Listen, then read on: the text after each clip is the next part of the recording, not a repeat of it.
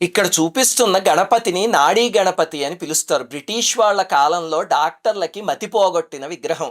ఆ కాలంలో మౌనస్వామి అని అష్టసిద్ధులు తెలిసిన మహనీయులు తమిళనాడులో కుర్తాళం అనే ప్రదేశంలో సిద్ధేశ్వరి పీఠాన్ని ప్రారంభించారు. ఆ సమయంలో గణపతి మూర్తిని ప్రతిష్ఠించి ప్రాణప్రతిష్ఠ చేస్తూ ఉంటే, అక్కడున్న బ్రిటిష్ అధికారి సర్ ఆర్చ్ బాల్‌నై అనే ఆయన, ఇంకొంతమంది హేతువాదులు వీళ్ళందరూ రాతి విగ్రహానికి ప్రాణప్రతిష్ఠ ఏమిటి అని వెటకారంగా ప్రశ్నించారు. అప్పుడు పౌనస్వామి ఒక డాక్టర్‌ని పిలుచుకురండి అని చెప్పి, ఆ విగ్రహానికి ప్రాణప్రతిష్ఠ అయ్యాక పరీక్షించమంటే విచిత్రంగా గణపతి విగ్రహానికి హార్ట్ బీట్ పల్స్ వినిపించి, ఆ శబ్దం ఎక్కడి నుంచైనా వస్తోందేమో అని శతవిధాలుగా ప్రయత్నించి వాళ్ళు చివరికి అది మానవాతీతమైన అద్భుతం అని చేతులు జోడించారు. ఒక రోజు మొత్తం ఆ విగ్రహం ఈ విచిత్రాన్ని చూపించింది. అందుకే నాడీ గణపతి అని పిలుస్తారు. ఇప్పటికీ కుర్తాళం పీఠంలో ఆ విగ్రహం ఉంది.